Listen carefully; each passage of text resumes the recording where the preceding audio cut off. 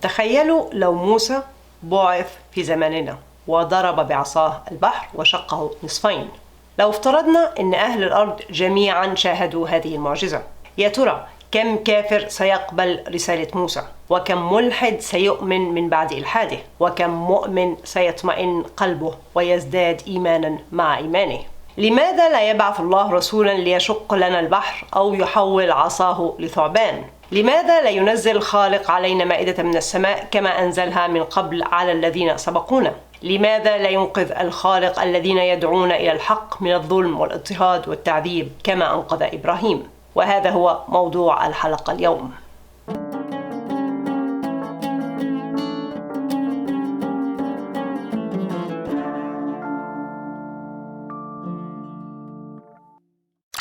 فلنفترض أنك تعيش في القطب الشمالي في القرن 11 ولم تتح لك الفرصة أن تسافر لمكان آخر. في يوم من الأيام جاء مهاجر من أفريقيا. هذا المهاجر وصف لك مخلوق أصفر منقط بالبني، له أرجل طويلة ورقبة طويلة ويفوق طول الإنسان على الأقل 3 أضعاف. هذا المهاجر وصف لك زرافة. بالنسبة لك الزرافة مخلوق خرافي بمواصفات عجيبة لأنك لم ترى مثله من قبل. السؤال هنا: هل وجب عليك تصديق هذا المهاجر أم أن من حقك أن تطلب دليل؟ هل من حقك أن تنكر وجود هذا المخلوق حتى تراه بعينك؟ حتى لو المهاجر صادق في وصفه، هل من حقنا أن نلومك لو رفضت تصديق ما لم تره بعينك؟ هل من حقنا أن نلومك لأنك تطلب دليل؟ زعم كتاب التراث أن الرسل في العصور القديمة كانوا يأتون أقوامهم بمعجزات مادية خارقة لقوانين الطبيعة. إبراهيم خرج سليما من النار، موسى حول عصاه لثعبان وشق البحر، عيسى أحيا الموتى وطلب إنزال مائدة من السماء، ومحمد شق القمر وأسري به ليلا من مكة إلى القدس، وهكذا. حسب التراث هذه المعجزات كانت خاصة بهؤلاء الرسل وأقوامهم فقط. حسب التراث لا توجد معجزات في يومنا هذا لأن عصر المعجزات انتهى بعد موت محمد. لم يعد هناك رسل، فبالتالي لم تعد هناك معجزات. وحسب التراث مطلوب من كل إنسان مؤمن التصديق بهذه القصص والروايات الخارقة لقوانين الطبيعة دون أن يراها ودون أن يشكك بها وحتى دون أن يطلب دليل، وإلا مصيره جهنم. في حلقة سابقة انتقدت وحللت مفهوم التراث لمصطلحي الرسول والنبي، واقترحت أن محمد ليس آخر رسول وأن كلا الرسول والنبي موجودين في يومنا هذا.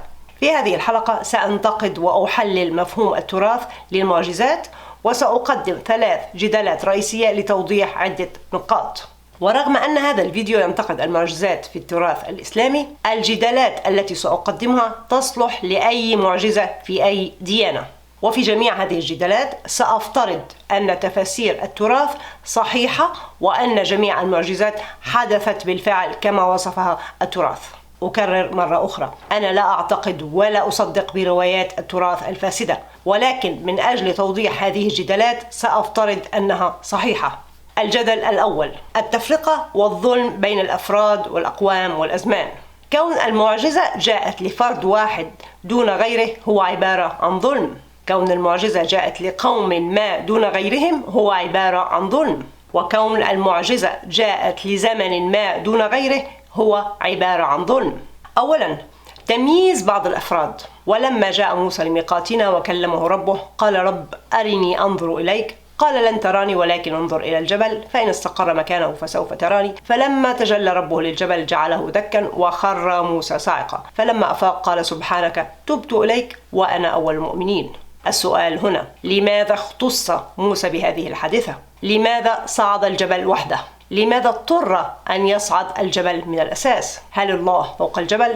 لماذا لم تقع هذه الحادثة أمام قوم موسى أجمعين؟ لماذا اختص موسى وحده بها رغم أنها كان من الممكن أن تؤدي لاطمئنان قلوب القوم جميعا؟ بالنسبة لمن سيقول حكمة ربنا ومشيئة ربنا، هذه حجج ضعيفة ممكن تستخدم في الدفاع عن أي جدل. المهم أن قوم موسى ظلموا عندما اختص موسى بهذه المعجزة وأمروا أن يصدقوا بحدوثها دون أن يروها ودون أي دليل.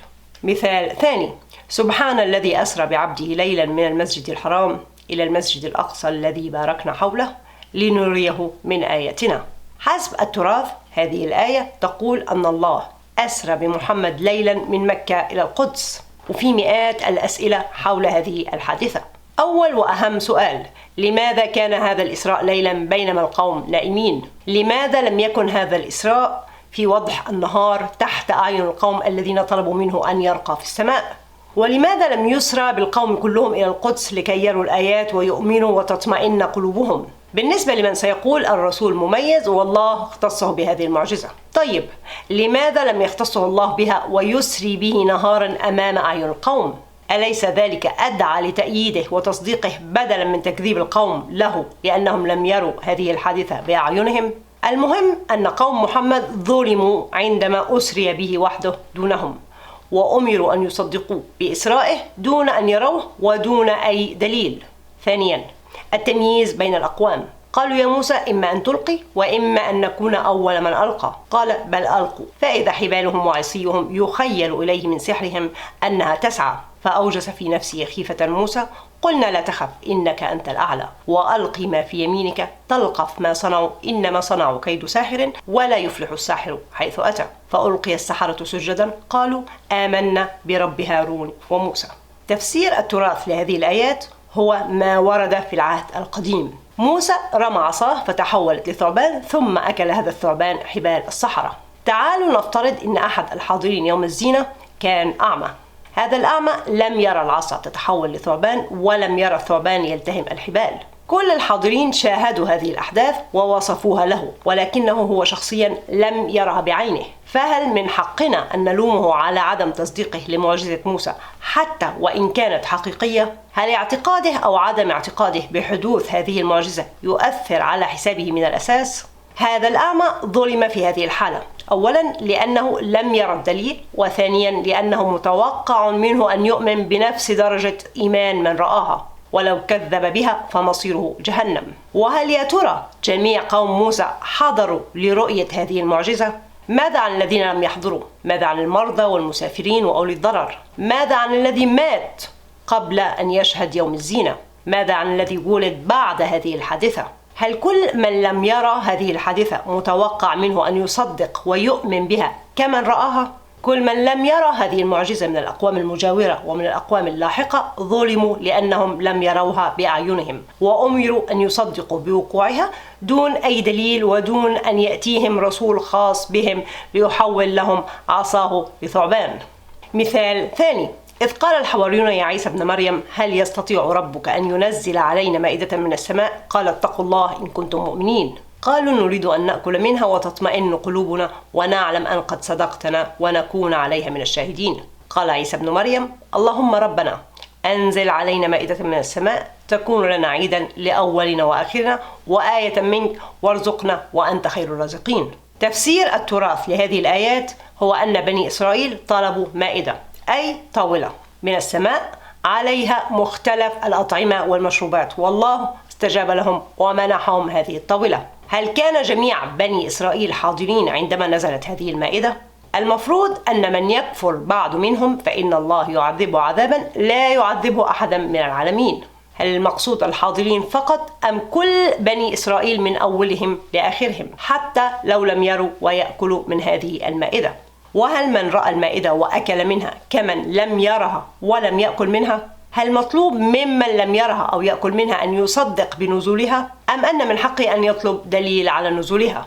كل من لم يرى هذه المعجزة من الأقوام المجاورة ومن الأقوام اللاحقة ظلموا لأنهم لم يروها بأعينهم وأمروا أن يصدقوا بوقوعها دون أي دليل ودون أن يأتيهم رسول خاص بهم ينزل عليهم مائدة من السماء. ثالثا، التمييز بين الأزمان. تبعا للتراث زمن المعجزات انتهى. معظم الأقوام السابقة جاءتهم رسلهم بالبينات والمعجزات، بينما نحن لا رسل لنا ولا معجزات لنا. ليس لنا سوى الروايات والقصص التي تدعي أن هذه الأحداث الخارقة للطبيعة حدثت بالفعل، وحسب التراث مطلوبا منا أن نصدق بوقوعها وحدوثها بعمى دون أن نراها وحتى دون أن نطلب دليل. وكل من يكذب أو يشكك بهذه الروايات والقصص كافر ومصيره جهنم. والسؤال هنا: من الذي قال أنه ليس من حقنا أن نطلب دليل؟ ألم يطلب إبراهيم دليل؟ ألم يطلب موسى أن يرى الله جهرة؟ ألم يطلب قوم عيسى نزول المائدة والله استجاب لهم؟ لماذا كان من حقهم طلب دليل وليس من حقنا؟ لماذا استجاب الله لهم وأعطاهم دليل قاطع بينما لم ولن يستجيب لنا؟ هل يستطيع ربنا أن ينزل علينا مائدة من السماء بمفهوم التراث؟ طبعا يستطيع، لكن لماذا لا يفعلها؟ لماذا لا ينزل علينا مائدة من السماء؟ لماذا فضل قوم عيسى علينا؟ لماذا فضل كل الأقوام السابقة علينا بإعطائهم رسل ومعجزات بينما حجبهم عنا؟ مجرد تفضيل الأقوام السابقة علينا وعلى الأجيال اللاحقة هو عبارة عن ظلم. كل من يصدق ادعاءات كتب التراث يتهم الله بالظلم. كل من يصدق أن الأجيال السابقة أتتها رسل ومعجزات بينما حرمنا نحن منها يتهم الله بالظلم. كل من يدعي أننا ملزمون بتصديق هذه الروايات والقصص دون طلب دليل وإلا مصيرنا جهنم يتهم الله بالظلم. لو فرضا روايات التراث صحيحة والأقوام السابقة فعلا رأوا أدلة قاطعة خارقة للطبيعة تدل على وجود الخالق، أليس من حقنا أن نطلب مثل هذه الأدلة كي تطمئن قلوبنا؟ بالنسبة لمن سيسأل وهل نحتاج إلى معجزات وأدلة كي نؤمن؟ أولا جدلي هذا لا علاقة له بارتباط الإيمان بالمعجزات. تبعا لجدلي مجرد حصول بعض الأفراد على معجزة ما دون غيرهم وفي نفس الوقت متوقع من كل من لم يرى هذه المعجزة أن يصدقها بعمى دون طلب دليل هو عبارة عن ظلم. وثانيا الإيمان لا علاقة له بالاعتقادات ولكن يتحدد بالعمل، وقد تكلمت عن هذا الموضوع في فيديو سابق. بالنسبة لمن سيسأل هل تحاسبين الله؟ قبل أن تتهموني بمحاسبة الله يجب أن تثبتوا أن هذا هو كلام الله بالفعل وليس كلام شيوخكم وأبائكم. وثانيا أنا أدافع عن صفة العدل في الخالق بينما أنتم تتهمونه بالظلم. أنتم تزعمون أن الخالق فضل الأقوام السابقة علينا ومنحهم معجزات وأدلة ورسل وأوحى إليهم واستجاب لرغبتهم بينما تخلى عنا وحجب معجزاته ورسله عنا. وحسب زعمكم الخالق يتوقع منا أن نصدق بهذه الأحداث المزعومة دون أن نراها ودون أن نطلب دليل. أنتم تزعمون أن عامل الصالحات الذي يفني عمره في خدمة غيره ولكن ينكر أن موسى حول عصاه لثعبان مصيره جهنم. يجب على كل إنسان أن يدرك تبعات معتقداته. كل من يعتقد أن الخالق منح بعض الأقوام معجزات وأدلة دون غيرهم يتهم الخالق بالظلم، إما معجزات لنا جميعا أو لا معجزات من الأساس. الجدل الثاني، ماذا استفدنا؟ زعمت كتب التراث أن هذه المعجزات كان لها عدة أهداف وفوائد.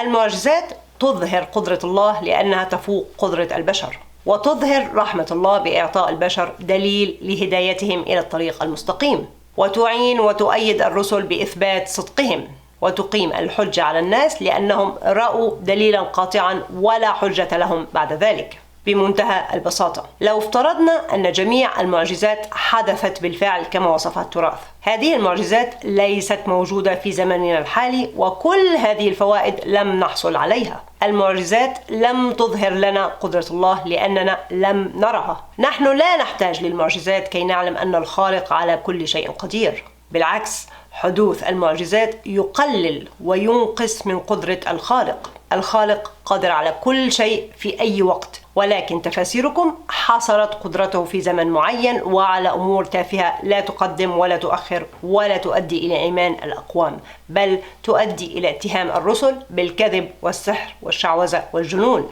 الخالق قادر على أن يسري بأهل الأرض جميعا من المريخ إلى زحل مليارات المرات، ولكن تفاسيركم حصرت قدرته على الإسراء بإنسان واحد فقط مرة واحدة فقط ليلا من مكة إلى القدس، مما أدى لتكذيبه واتهامه بالجنون.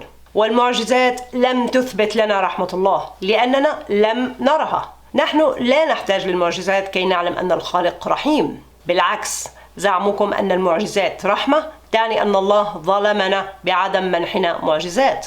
والمعجزات لم تؤيد رسلنا لأننا حسب التراث ليس لنا رسل من الأساس. حتى الرسل في الأزمان السابقة لم يؤيدوا كما تتخيلون.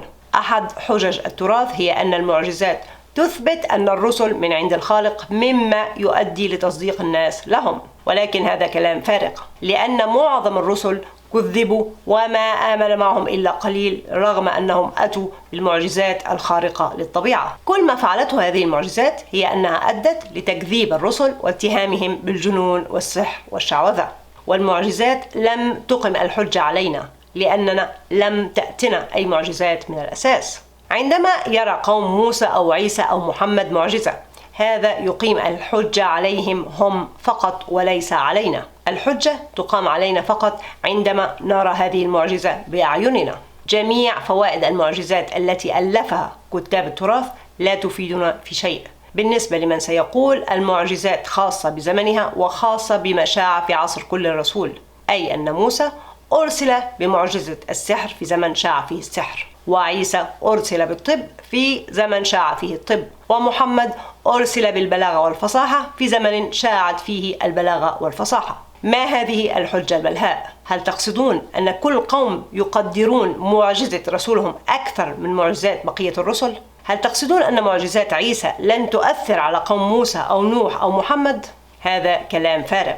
أولا، لأن أغلب قوم موسى كفروا به رغم أن معجزاته كانت مخصصة لهم، وقوم عيسى كفروا به رغم أن معجزاته كانت مخصصة لهم، وحتى قوم محمد كفروا به رغم أن معجزاته كانت مخصصة لهم.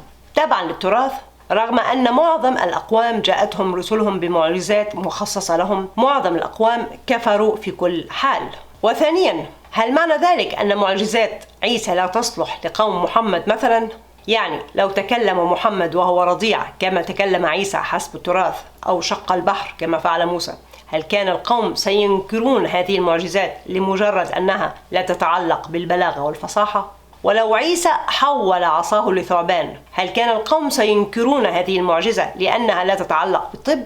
وماذا عن عصرنا؟ هل هذه المعجزات لا تصلح لعصرنا؟ يعني لو أهل الأرض اليوم رأوا طفلا رضيعا يتكلم، هل سيكفرون؟ هل لو رأينا موسى يشق البحر أمامنا، هل سنكفر به ونكذبه؟ لماذا لا يبعث الله لنا المعجزات في عصرنا؟ جواب التراث الوحيد لهذه الأسئلة هو: هذه هي حكمة الله، هذه هي مشيئة الله، زمن الرسل والمعجزات انتهى.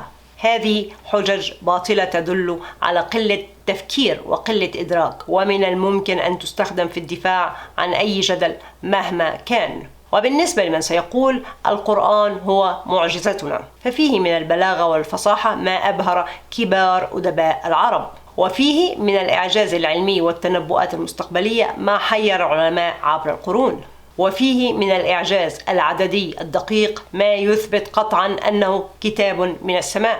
بالنسبة للإعجاز اللغوي والفصاحة، أولا، ليس كل أهل الأرض يعرفون اللغة العربية، فهل نتوقع من الياباني أن يدرك الإعجاز اللغوي في لغة لا يعرفها؟ وهل نتوقع من الروسي أن يتعلم العربية لكي يرى هذه المعجزة؟ أم نتوقع منه أن يصدق أن القرآن فيه إعجاز لغوي دون أن يدركه بنفسه؟ أي إنسان لا يعرف اللغة العربية هو بمثابة الرجل الأعمى يوم الزينة، فهو لم يرى المعجزة ومع ذلك متوقع منه أن يؤمن بها، وهذا طبعا ظلم له. وثانيا، حتى العرب أنفسهم لا يتقنون اللغة العربية كما أتقنها العرب من 1400 سنة تبعا للروايات التراثية. المواطن العربي العادي لغته العربية الفصحى متواضعة جدا لأنه يتكلم بلهجته العامية، فكيف نتوقع من معظم العرب أن يدركوا بلاغة وفصاحة القرآن في اللغة العربية؟ الإعجاز اللغوي لا يراه إلا من أتقن اللغة العربية، بينما كل من لم يتقن اللغة العربية هو بمثابة الأعمى يوم الزينة، لا يرى المعجزة ويتوقع منه أن يصدقها دون دليل. بالنسبة للإعجاز العلمي والتنبؤات، تبعا للتراث هناك العديد من الآيات التي تشير إلى اكتشافات علمية حديثة مما يثبت إعجاز القرآن، لأنه من المستحيل أن يتنبأ بشر من 1400 سنة بمثل هذه الاكتشافات. أولا، هذا لو افترضنا أن تفاسيرهم صحيحة من الأساس. وثانيا، لو تفسير آية ما اكتشف في زمننا الحالي بسبب اكتشاف علمي جديد، هذا يعني أن الآية كانت عقيمة في القرون السابقة، يعني قبل هذا الاكتشاف العلمي الآية كانت غير مفهومة وكانوا يمرون عليها صما وعميانا. من ناحية يزعمون أن القرآن صالح لكل زمان ومكان، ومن ناحية أخرى يزعمون أن بعض الآيات خاصة بزمن محدد فقط، سواء كان المستقبل أم الماضي. لو كلامكم هذا صحيح وهذه الاكتشافات الحديثة تبين لنا تفسير الآيات، إذن ماذا استفادت القرون السابقة من هذه الآيات؟ لو فرضا كان هناك إعجاز علمي في القرآن، فكل من مات قبل اكتشاف هذا الإعجاز قد ظلم، لأنه لم يره بعينه، وفي نفس الوقت كان متوقع منه أن يصدق بهذا الإعجاز قبل أن يراه. استخدام حجة له في خلقه شؤون وهناك حكمة غابت عنا يدل على الجهل والتبعية العمياء. الآية ليست حكرا على زمن ما دون غيره. أي تفسير نقترحه اليوم يجب أن يكون صالحا للماضي والحاضر والمستقبل. بالنسبة للإعجاز العددي الدقيق، أولا هذا الإعجاز العددي لم يكتشف إلا بعد اكتشاف جهاز الكمبيوتر. لو مثل هذا الإعجاز العددي موجود بالفعل، كل من مات قبل اكتشاف الكمبيوتر ظلم، لأنه لم يرى هذه المعجزة بعينه. ثانيا هذا الإعجاز العددي يسقط فورا عندما نستخدم قراءة مختلفة من القراءات السبع أو العشر. معظم المسلمين يعتقدون أن القرآن نزل ب7 قراءات، يعني بعض النسخ بها حروف وكلمات تنقص أو تزيد من قراءة لأخرى. اختلاف حرف واحد فقط ينسف الإعجاز العددي نسفا. وثالثا حتى لو كان هناك إعجاز عددي، علماء الرياضيات وكل من يمتلكون برامج حساب مخصصة هم فقط من بإمكانهم رؤية هذه المعجزة، وسيطلب من غيرهم أن يصدقوهم بعمى دون دليل ودون إجراء هذه الإحصاءات بأنفسهم. القول بأن القرآن معجزة يتسبب في ظلم لكل من لا يعرف أو يتقن العربية وكل من مات قبل الاكتشافات العلمية والعددية. يعني القرآن ليس معجزتنا، لأنه ليس باستطاعة كل الناس الاطلاع على هذه المعجزات. ولو توقعنا منهم الإيمان بهذه المعجزات دون أن نثبتها لهم ودون أن يروها، فهذا اتهام لله بالظلم. الجدل الثالث مخالفة روايات التراث للمنطق. تعودنا منذ الصغر أن نقرأ قصص الأنبياء ومعجزاتهم كما رواها التراث كأنها وحي مقدس من السماء، ولذلك لم نجرؤ على انتقادها أو تحليلها بالمنطق. لو حللنا وانتقدنا روايات التراث لوجدناها مليئة بالتناقضات والأخطاء المنطقية الرهيبة. مثلا قالوا حرقوه وانصروا آلهتكم إن كنتم فاعلين، قلنا يا نار كوني بردا وسلاما على إبراهيم. حسب تفاسير التراث قوم إبراهيم حاولوا أن يحرقوه في نار حقيقية، والخالق تدخل وأنقذه من النار. إبراهيم خرج من النار سليما، وقومه تركوه في حاله ليذهب حرا. السؤال هنا، لماذا نعتقد أن الكفار أغبياء لهذه الدرجة؟ هل من المعقول أن عبدة الأوثان رأوا إنسانا يخرج حيا من نار مشتعلة ثم لم يقدسوه ولم يتخذوه إلها؟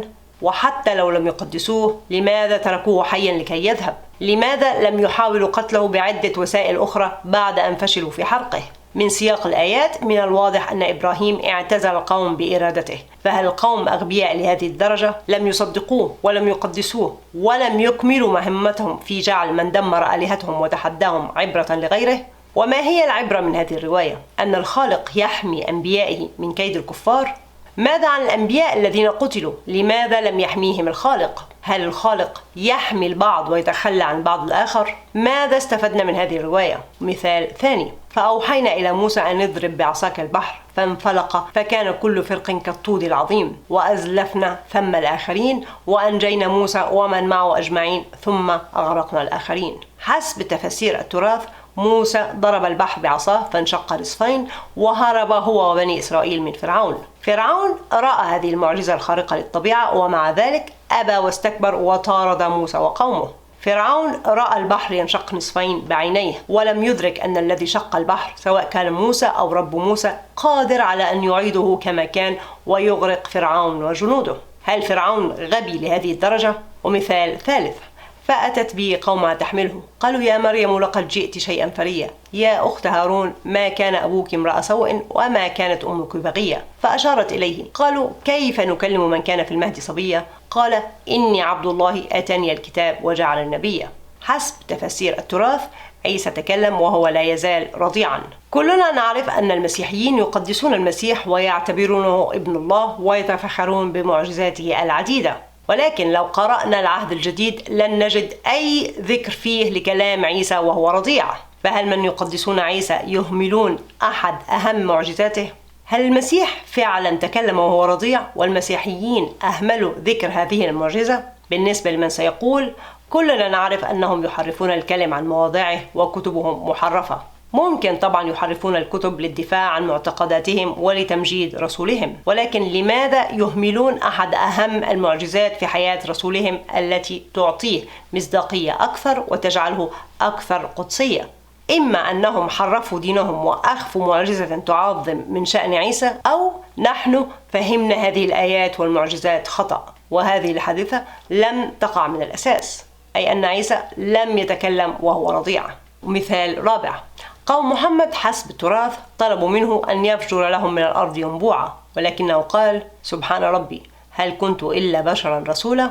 لكن موسى حسب التراث فجر لقومه 12 عينا. لماذا أعطى الخالق موسى 12 عينا بينما حرم محمد من ينبوع واحد فقط؟ ولماذا قال محمد أنه مجرد بشر ورسول لو هو يتواصل مع الخالق وبإمكانه الحصول على معجزة لو طلب، كما حدث مع الكثير من الأنبياء؟ لأنه مجرد بشر، وموسى مجرد بشر، وكل الأنبياء مجرد بشر، ولا يستطيع أي منهم أن يأتي بأي معجزة خارقة لقوانين الطبيعة. هذه الآية وحدها تثبت أنه ليس هناك معجزات من الأساس. جميع الروايات التراثية التي ورثناها عن المعجزات تتهم الله بالظلم ولم تفيدنا في شيء مطلقا وتخالف المنطق. أبسط حل لهذه المشكلة هو أنه لا توجد معجزات من الأساس، والبشر هم من اختلقوا وألفوا هذه القصص الوهمية واستخدموها في تخويف وترهيب الناس والسيطرة على عقولهم. أكيد هناك بدائل وتفاسير أصلح وأعدل وأفيد وأكثر منطقية من القصص التراثية الوهمية التي توارثناها وتقبلناها بعمى دون أدنى شك ودون تحليل ودراسة. في حلقات قادمة سأحلل معجزات كل نبي وحده، وسأقترح بدائل أفيد وأعدل وأكثر منطقية من التفاسير التراثية. لكن في الوقت الحالي سنأخذ موسى كمثال. موسى لم يغلب السحرة بمعجزة خارقة للطبيعة، بل غلبهم بالمنطق وبالعقل وبالحكمة. موسى ألقى عصاه، أي تخلى عن عصيانه وكبريائه وأفكاره المتحجرة واستبدلها بأفكار متطورة ومرنة وقابلة للنقاش ولا يتبعها بعمى.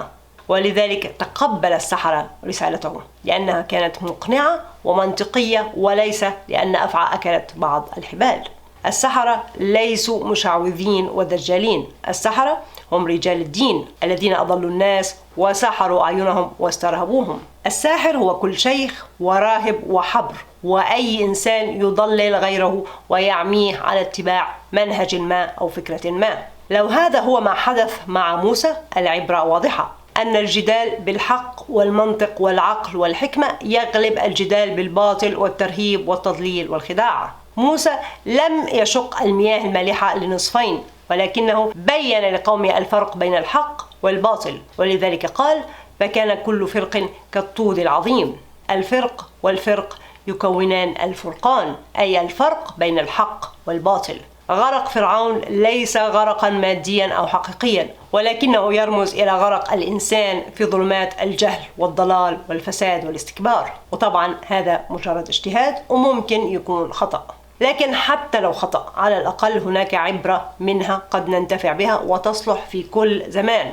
والبديل هو روايات لا قيمة لها ولا عبرة منها وتتهم الخالق بالظلم.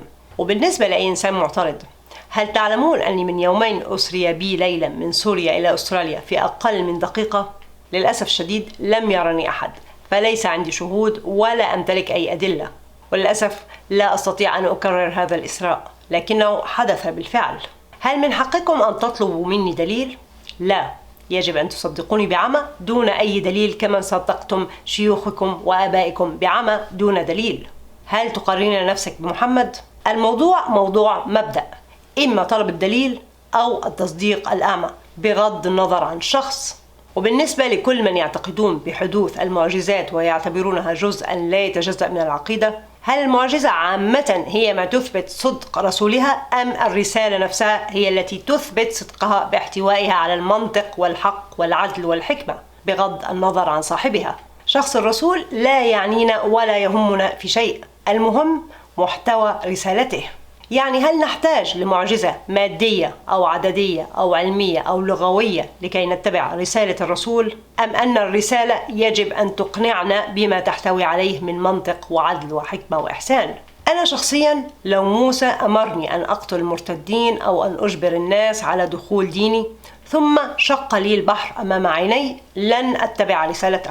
طبعا سأنبهر بشقه للبحر، ولكن هذا لا يعني أن رسالته سليمة. المعجزة لا تعطي صاحبها أي مصداقية، رسالته فقط هي المهمة. محتوى الرسالة هو ما يهمنا وليس حامل الرسالة. القول هو ما يهمنا وليس القائل.